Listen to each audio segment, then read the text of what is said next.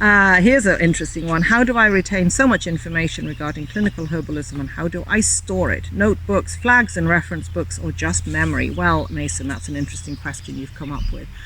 I am an old-fashioned girl. I like pen and paper. So I keep index cards of all my materia medica, so 8.5 by 5-inch cards. Sometimes there's 2 or 3 stapled together if there's a lot to learn. It means I can add anytime I learn about a herb. I've got a place to drop that little nugget, that little snippet of information.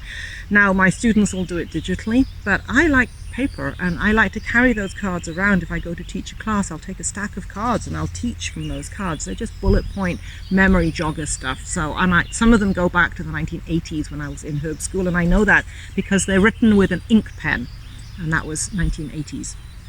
So I definitely keep my index cards. I have a large reference library. There are tabs in some of those books.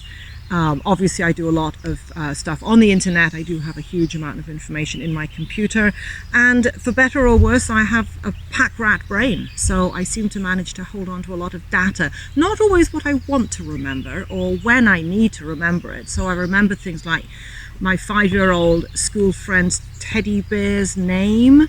This is not useful information anymore, but there it is. I'm quite good at trivial pursuits unless you ask me anything sporting or musical, in which case I'm not the partner you want to play with.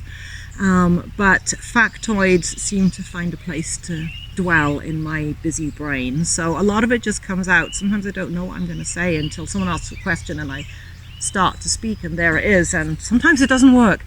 And then you go and look it up. And that's okay too. So I use all of the resources actually.